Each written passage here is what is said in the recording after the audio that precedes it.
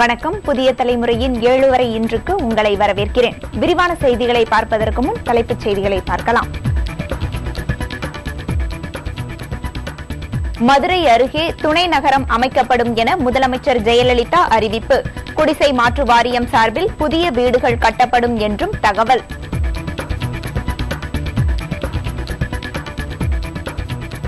கூட்டுறவு சங்க தேர்தலை வீடியோவில் பதிவு செய்ய கோரி தொடரப்பட்ட வழக்கு தள்ளுபடி செய்து சென்னை உயர்நீதிமன்றம் உத்தரவு.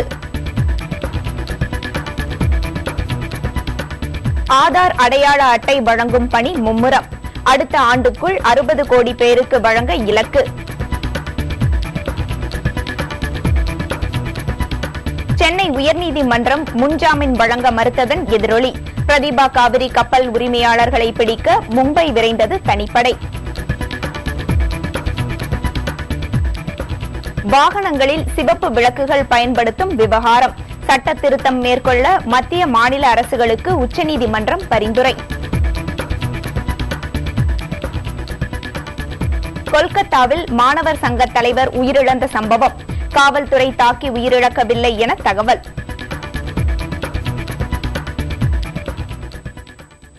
தமிழக சட்டப்பேரவையில் முதலமைச்சர் ஜெயலலிதா இன்று விதியின் 110 கீழ் அறிக்கை ஒன்றை வாசித்தார். அதில் பல்வேறு திட்டங்கள் குறித்த அறிவிப்பை அவர் வெளியிட்டார். மக்கள் தொகை பெருக்கம் மற்றும் நகர்ப்புற வளர்ச்சியை கருத்தில் கொண்டு மதுரை விமான நிலையம் அருகே தமிழ்நாடு வீட்டு வசதி வாரியத்திற்கு சொந்தமான இடத்தில் ஒருங்கிணைந்த துணைக்கோள் நகரம் உருவாக்கப்படும் என முதலமைச்சர் ஜெயலலிதா அறிவித்தார். இந்த துணைக்கோள் நகரத்தில் 19,500 வீடுகள் உருவாக்கப்பட உள்ளன.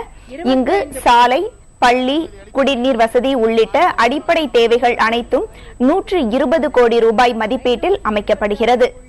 இதேபோல் சென்னை அருகே உள்ள சோழிங்கநல்லூரில் தமிழ்நாடு வீட்டு வசதி வாரியத்திற்கு சொந்தமான நிலத்தில் 1,500 பல அடுக்குமாடி குடியிருப்புகள் கட்டப்பட உள்ளதாக அறிவிக்கப்பட்டுள்ளது.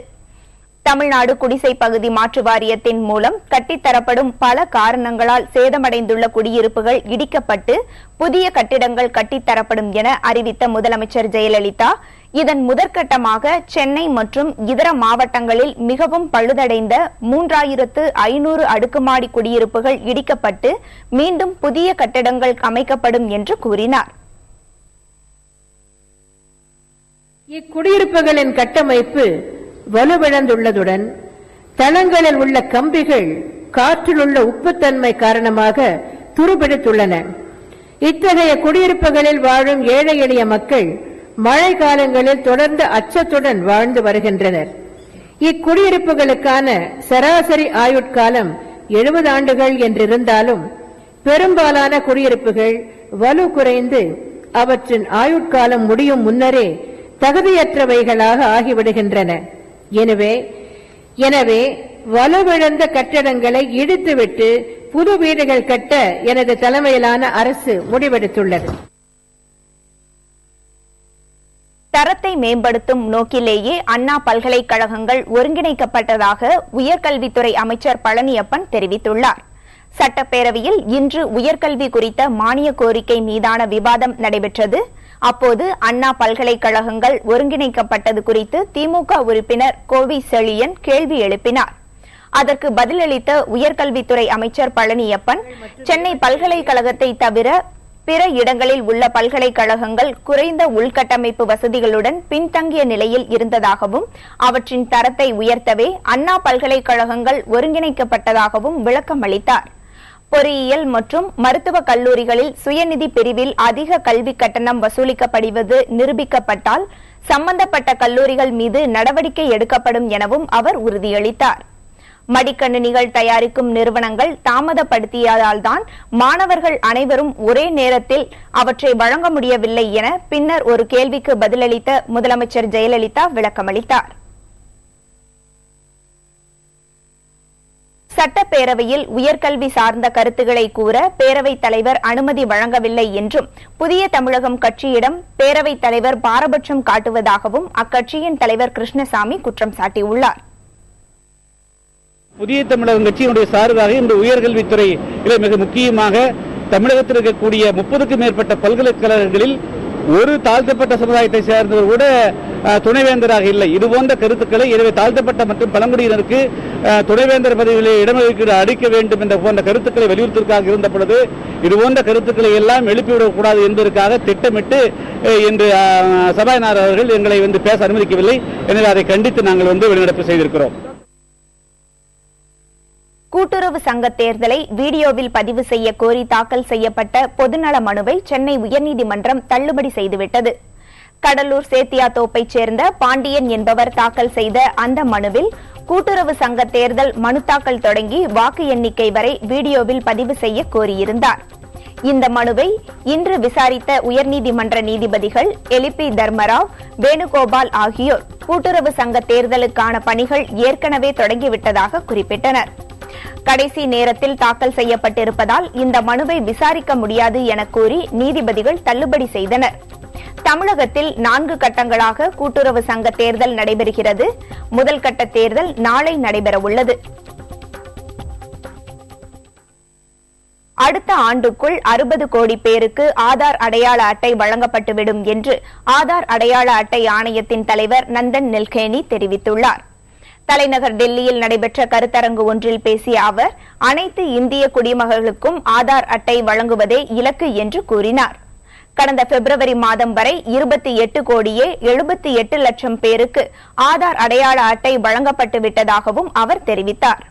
நாட்டில் ஏராளமானோர் பிறந்த தேதியை உறுதி செய்ய தேவையான ஆவணங்கள் ஏதுமின்றி இருப்பதாக நில்கேனி குறிப்பிட்டார்.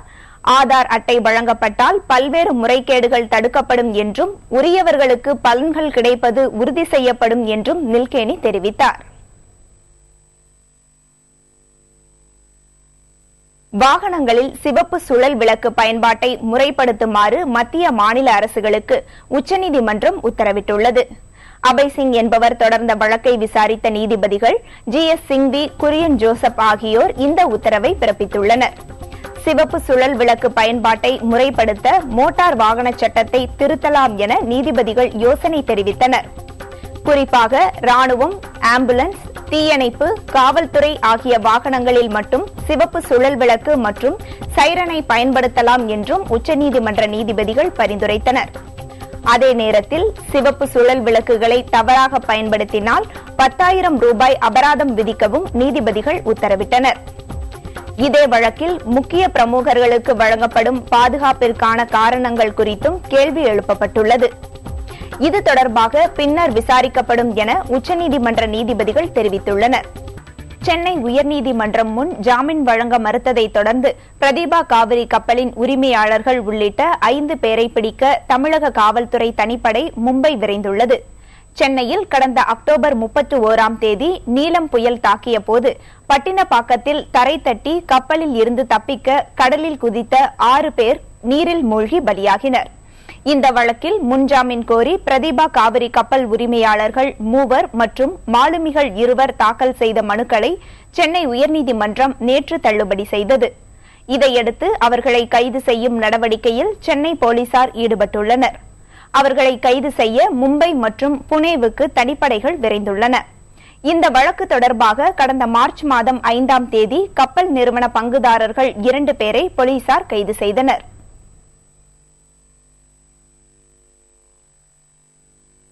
சென்னை மதுரவாயில் பகுதியில் உள்ள தனியார் பல்கலைக்கழகத்தைச் சேர்ந்த மாணவர்கள் கல்லூரிக்கு எதிரே மோதிக்கொண்ட போது கைத்துப்பாக்கியை கொண்டு தாக்கியதால் மாணவி உள்ளிட்ட 2 பேருக்கும் பலத்த காயம் ஏற்பட்டது. பிடெக் கணினி அறிவியல் இறுதி ஆண்டு படித்து வரும் ஜார்க்கண்ட் மாநிலத்தைச் சேர்ந்த மணிஷ்குமாரும் அதே வகுப்பில் படித்து வரும் பீகாரைச் சேர்ந்த ஆதித்யா கஷப் என்ற மாணவரும் கல்லூரிக்கு எதிரே உள்ள தனியார் உணவகத்தின் அருகே மோதிக்கொண்டனர். அப்போது ஆதித்யா கஷப் மறைந்து வைத்திருந்த கைத்துப்பாக்கியின் அடிப்பகுதியினால் மணிஷ்குமாரை தாக்கியதாக கூறப்படுகிறது. இந்த மோதலில் மணிஷ்குமாருக்கும் ஆதித்யாவை தடுக்க முயன்ற ஹேமந்தி என்ற மாணவிக்கும் தலையில் பலத்த காயம் ஏற்பட்டது. இருவரும் சிகிச்சைக்காக மருத்துவமனைக்கு அனுப்பி வைக்கப்பட்டனர். துப்பாக்கி வைத்திருந்த ஆதித்யா கஷப்பை போலீசார் கைது செய்து விசாரணை செய்து வருகின்றனர். தாக்குதலுக்கு பயன்படுத்தப்பட்ட கைத்துப்பாக்கி உரிமம் இல்லாதது என்பது போலீசார் விசாரணையில் தெரியவந்திருக்கிறது. இந்த மோதலுக்கு பின்னணியாக காதல் விவகாரம் இருப்பதாகவும் போலீசார் தெரிவித்துள்ளனர். மேலும் உரிமம் இல்லாத துப்பாக்கி ஆதித்யா கசப்பிற்கு எப்படி கிடைத்தது என்பதை போலீசார் விசாரணை நடத்தி வருகின்றனர்.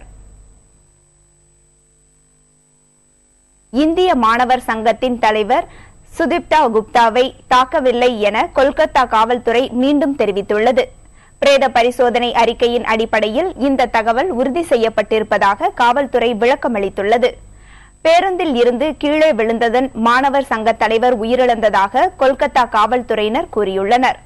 இதனிடையே உயிரிழப்பு குறித்து முறையாக விசாரிக்க கோரி மேற்கு வங்கத்தில் முழு அடைப்பு போராட்டம் நடைபெற்றது. இதனால் கொல்கத்தா, சிலிகுரி உள்ளிட்ட பல்வேறு இடங்களில் பள்ளிகள், கல்லூரிகள், வர்த்தக நிறுவனங்கள் உள்ளிட்டவை முழுமையாக அடைக்கப்பட்டிருந்தன. வாகன போக்குவரத்து பாதிக்கப்பட்டதால் சாலைகள் வெறிச்சோடி காணப்பட்டன. அத்துடன் நீதி விசாரணை கேட்டு மாணவர் அமைப்பினர் பல்வேறு இடங்களில் தொடர் போராட்டங்களில் ஈடுபட்டு வருவதால் இயல்பு வாழ்க்கை பாதிக்கப்பட்டுள்ளது.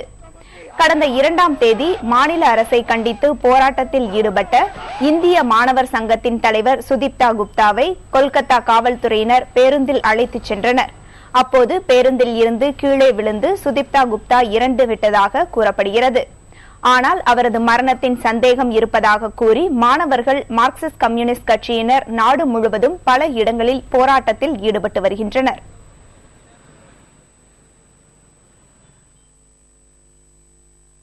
வேலை வாய்ப்பை அதிகரிக்க கல்வி முறையில் சீர்திருத்தம் செய்ய வேண்டும் என இந்திய தொழில் கூட்டமைப்பின் ஆண்டு பொதுக்கூட்டத்தில் காங்கிரஸ் கட்சியின் துணைத் தலைவர் ராகுல் காந்தி கூறியுள்ளார். டெல்லியில் நடைபெற்று வரும் இந்த கூட்டத்தில் இந்திய தொழில்துறையின் முக்கிய பிரமுகர்கள், தொழில் நிறுவனங்களின் பிரதிநிதிகள் பங்கேற்றனர். இதில் பேசிய ராகுல் காந்தி, தொழில்துறையினரின் பங்களிப்பால் சர்வதேச அரங்கில் இந்தியாவை பற்றி உயர்வான எண்ணம் உருவாகியுள்ளதாக கூறினார். தற்போதைய சூழலில் வேலை வாய்ப்புக்கு ஏற்ற வகையில் கல்வியில் மாற்றம் செய்ய வேண்டிய தேவை ஏற்பட்டுள்ளதாக சுட்டிக்காட்டிய ராகுல் காந்தி, இந்தியாவின் பிரச்சினை வேலையின்மை அல்ல, பயிற்சியின்மைதான் என்றார். நாட்டில் உள்ள முன்னணி பல்கலைக்கழகங்கள் தற்போது ஒருங்கிணைப்புடன் செயல்பட்டு வருவதாகவும், இத்துடன் தொழில்துறையினரும் ஒருங்கிணைந்து வேலை வாய்ப்புக்கு ஏற்ற மாணவர்களை தயார் செய்ய உதவிட வேண்டும் என்றும் ராகுல் காந்தி கேட்டுக் கொண்டார். எதிர்கால இந்தியாவின் வளர்ச்சியை எந்த சக்தியாலும் தடுக்க முடியாது எனவும் அவர் நம்பிக்கை தெரிவித்தார். நாட்டின் வளர்ச்சி விகிதத்தை 9% கொண்டு செல்ல மத்திய அரசு என்ன நடவடிக்கை எடுத்துள்ளது என பாரதிய ஜனதா கட்சி கேள்வி எழுப்பியுள்ளது. டெல்லியில் இந்திய தொழில் கூட்டமைப்பு மாநாட்டில் பேசிய பாரதிய ஜனதா கட்சியின் மூத்த தலைவர் அருண் ஜேட்லி, 9% வளர்ச்சி ஏற்படுத்தப்படும் என்று பிரதமர் கூறியதை விமர்சித்தார். பொருளாதார வளர்ச்சிக்கான மத்திய அரசின் செயல் திட்டங்கள் சரியில்லை என்றும் அருண் ஜேட்லி குற்றம் சாட்டினார். தேசிய ஜனநாயக கூட்டணி ஆட்சியில் தொலைத்தொடர்புத் துறையை சிறப்பாக செயல்படுத்தப்பட்டதாக அவர் கூறினார். அனைத்து தரப்பினரும் கருத்து வேறுபாடுகளுக்கு அப்பாற்பட்டு நாட்டின் வளர்ச்சிக்காக இணைந்து செயல்பட வேண்டும் என்றும் வலியுறுத்திய அருண் ஜேட்லி, மத்திய அரசின் நிர்வாகம் மீதான நம்பகத்தன்மை குறைந்து வருவதாக தெரிவித்தார். பாதுகாப்பு விவகாரத்தில் மென்மையான தன்மையை கடைபிடிக்கக்கூடாது என்றும், தேர்தல் வாக்குகளுக்காக வளைந்து கொடுக்கக்கூடாது எனவும் அருண் ஜேட்லி வலியுறுத்தினார். சென்னையை அடுத்த தாம்பரம் சுற்றுவட்டார பகுதிகளில் சுற்றுப்புற சூழலை மாசுபடுத்தும் கல்லறுக்கும் எந்திரங்களுக்கு தடை விதிக்க கோரி விவசாயிகள் உண்ணாவிரத போராட்டத்தில் ஈடுபட்டனர். சென்னை சேப்பாக்கம் விருந்தினர் மாளிகை அருகே நடைபெற்ற இந்த போராட்டத்திற்கு தமிழக விவசாயிகள் சங்க செயலாளர் சண்முகம் தலைமை தாங்கினார். மாசு கட்டுப்பாட்டு வாரியத்தின் அனுமதி காலம் முடிந்த பிறகும் சட்டவிரோதமாக ஏராளமான கல்குவாரிகள் செயல்பட்டு வருவதாக விவசாயிகள் புகார் தெரிவித்தனர்.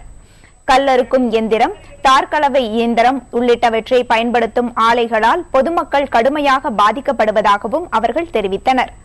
காற்றில் கலக்கும் தூசுகளால் சுவாச கோளாறு, ஆஸ்துமா உள்ளிட்ட பாதிப்புகள் ஏற்படுவதாக போராட்டத்தில் ஈடுபட்டவர்கள் வேதனை தெரிவித்தனர்.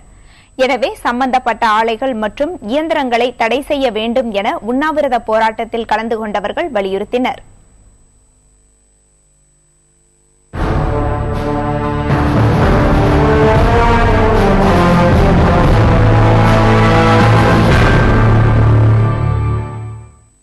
பிளாஸ்டிக் கழிவுகளால் சுற்றுச்சூழல் மாசுபடுவது குறித்தும் அதனை தடுக்க என்ன செய்யலாம் என்கிற ஆலோசனைகளையும் தமிழக மக்களிடம் நமது புதிய தலைமுறை கேட்டறிந்தது.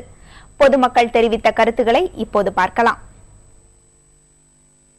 நாம் அனைவரும் பயன்படுத்துகின்ற பிளாஸ்டிக் பொருள்களை உடனடியாக நிறுத்த வேண்டும். பிளாஸ்டிக் உற்பத்தி செய்வோரை நாமே நேரடியாக சென்று அதை தடுத்து போராட வேண்டும். எந்த இடத்திலும் 40 மைக்ரானுக்கு குறைவான பிளாஸ்டிக்கை பயன்படுத்த கடுமையான தண்டனை விதிக்க வேண்டும். ஒவ்வொரு குடிமகனும் எதிர்காலத்திலே மண்ணையும் மண்ணில் வாழ்கின்ற உயிர்களையும் காக்க வேண்டும். பிளாஸ்டிக் பொருட்களை பயன்படுத்தி அதை மறுசுழற்சி செய்வதன் மூலமாக நம்ம இயற்கை சூழலை பாதுகாக்கலாம். நம்ம தவிர்க்க என்ன செய்யலாம் அப்படின்னு சொல்லி பாத்தீங்கன்னா, முதல்ல இந்த கேரி பேக் வாங்குறதை நிப்பாட்டணும். கண்டிப்பா அவங்கவுங்க வெளியில போகும்போது ஒரு 2-3 பையோட போகணும்னு சொன்னா எத்தனையோ பைகளை நம்ம என்ன செய்யலாம், தவிர்க்கலாம். மக்காச்சோள மாவு, கிளிசரின், வினிகர் மற்றும் நீர் ஆகிய பொருட்களின் கலவை சிறந்த மட்கக்கூடிய பிளாஸ்டிக் பொருளாகும். பிளாஸ்டிக் பொருள் பயன்படக்கூடிய எல்லா நிலையிலும் இப்பொருளும் பயன்படுத்தப்படும்.